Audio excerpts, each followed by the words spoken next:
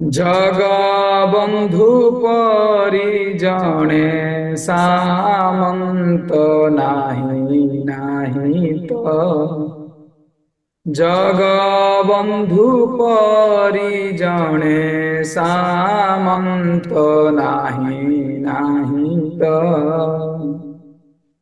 ଚଉଦ ଭୁବନ ବାରତା ଜାଣନ୍ତି ଚଉଦ ଭୁବନ ବାରତା ଜାଣନ୍ତି ଚକ୍ରରେ ଛେଦନ୍ତି ଆରତ ନାହିଁ ନାହିଁ ତ ଜଗବନ୍ଧୁ ପରି ଜଣେ ସାମନ୍ତ ନାହିଁ ନାହିଁ ତ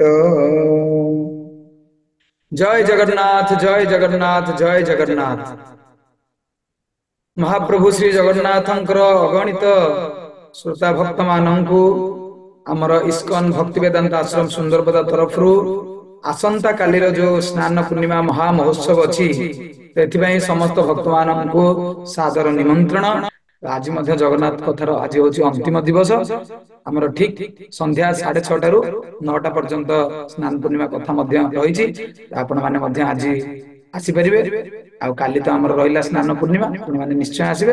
ଆଜି ମଧ୍ୟ ଆପଣମାନେ ସମସ୍ତେ ଭଗବାନଙ୍କର ଏଇ ସ୍ନାନ ପୂର୍ଣ୍ଣିମା ବିଶେଷ କଥା ଶ୍ରବଣ କରିବା ପାଇଁ ଆସନ୍ତୁ। ଆଜି ମଧ୍ୟ ପାଗ ମଧ୍ୟ ଭଲ ଦେଇଛି, ବର୍ଷା ବର୍ଷା କିଛି ହଉନି। ତ ଆପଣ ମାନେ ନିଶ୍ଚୟ ସମସ୍ତେ ଆସନ୍ତୁ, ଜଗନ୍ନାଥଙ୍କର କଥା ଶୁଣିବା, ଆରତି ଅଭିଷେକ ଦେଖିବା, ସନ୍ଧ୍ୟା ଆରତି। ଆଉ କାଲି ପାଇଁ ଆମେ ପ୍ରସ୍ତୁତ ହବା। ଆପଣ ମାନେ ସମସ୍ତେ ଆସନ୍ତା କାଲି ଆମର ଏଇ ଉତ୍ସବରେ ସପରିବାର ଯୋଗଦାନ କରନ୍ତୁ। ଆଉ କାଲି ହଉଛି ବିଶେଷ ପର୍ବ, ଯେମିତି ଓଡିଆରେ ଆପଣ ମାନେ ଜାଣିଥିବେ 12 ମାସରେ 13 ପର୍ବ ମହାପ୍ରଭୁ ଜଗନ୍ନାଥଙ୍କର। ତନ୍ମଧ୍ୟରୁ ସ୍ନାନ ପୂର୍ଣ୍ଣିମା ମଧ୍ୟ ଅନ୍ୟତମ। ଯେମିତି ଆମର ଘରେ କାହାର ଜନ୍ମଦିନ ଥିଲେ ସମସ୍ତେ ଉତ୍ସାହିତ ଥାଆନ୍ତି, ତ ପୁରାଣ ଅନୁସାରେ କାଲି ମହାପ୍ରଭୁ ଜଗନ୍ନାଥଙ୍କର କାଲି ହଉଛି ଆବିର୍ଭାବର ଦିବସ ବା ଜନ୍ମ ଦିବସ। ଆପଣ ମାନେ ମହାପ୍ରଭୁଙ୍କ ଜନ୍ମ ଦିବସରେ ସପରିବାର ଉପସ୍ଥିତ ରହି ଭଗବାନଙ୍କର କୃପା ଆଶୀର୍ବାଦ ଭିକ୍ଷା କରି ମନୁଷ୍ୟ ଜୀବନକୁ ସାର୍ଥକ କରନ୍ତୁ। ତ କାଲି ଆମ ମନ୍ଦିରର କାର୍ଯ୍ୟସୂଚୀ ଏଇଭଳି। ସକାଳ 9ଟା ବେଳେ ପ୍ରଥମେ ଭଜନ କୀର୍ତ୍ତନ ଆରମ୍ଭ ହବ। ତାପରେ ଠିକ 12ଟା ବେଳେ ମହାପ୍ରଭୁ ଜଗନ୍ନାଥ, ବଳଭଦ୍ର, ସୁଭଦ୍ରା, ସୁଦର୍ଶନ ଚତୁର୍ଦ୍ଧା ମୂର୍ତ୍ତିଙ୍କର କାଲି ସ୍ନାନ ଉତ୍ସବ ଆରମ୍ଭ ହବ। ଭଜନ କୀର୍ତ୍ତନ ମଧ୍ୟ ଚାଲିବ ତା ଭିତରେ। ଏଇଠି ଗୋଟେ ଛୋଟ ଜିନିଷ ମୁଁ ଆପଣ ମାନଙ୍କୁ କହି ରଖେ, ଯେମିତି ଆପଣ ମାନେ ସମସ୍ତେ ଜନ୍ମାଷ୍ଟମୀରେ ନିଜର ପୂଜିତ ବିଗ୍ରହଙ୍କୁ ଆପଣ ମନ୍ଦିରକୁ ଆଣିଥାନ୍ତି, ଗୋପାଳଙ୍କୁ।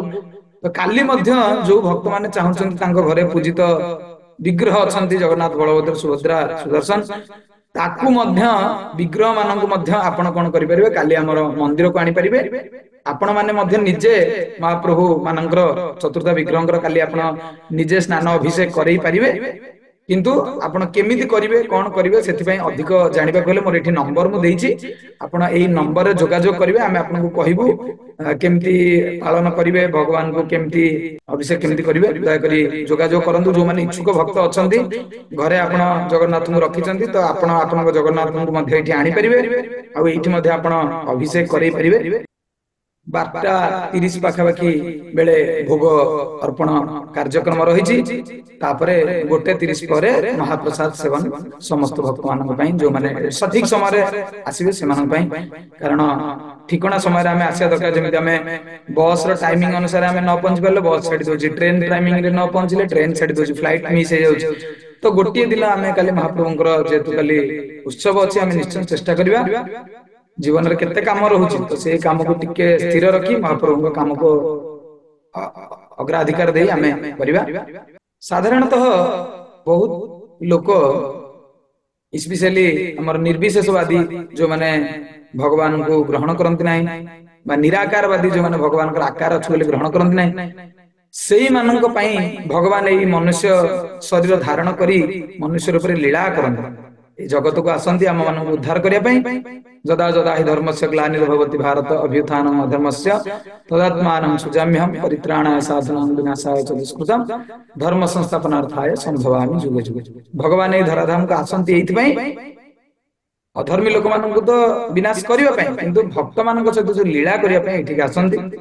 ଆଉ ନିଜେ ମନୁଷ୍ୟ ଥିଲେ ଲୀଳା କରନ୍ତି। ଦେଖିବେ ଆପଣ କାଲି ମହାପ୍ରଭୁ ଗାଧେଇବେ, ପ୍ରଚୁର ମାତ୍ରାରେ ଗାଧେଇବା ପରେ ଯେମିତି ଗୋଟେ ସାଧାରଣ ଶିଶୁ ଜୋରରେ ଗାଧେଇଲେ ଅଦିନିଆ ସମୟରେ ତାକୁ ଜ୍ୱର ହେଇଯାଏ, ତ ମହାପ୍ରଭୁଙ୍କର ସେଇଭଳି ଅନୁରୂପ ଅଣସର ଲୀଳା, ଜର ଲୀଳା 15 ଦିନ ପର୍ଯ୍ୟନ୍ତ ମହାପ୍ରଭୁଙ୍କର ହବ।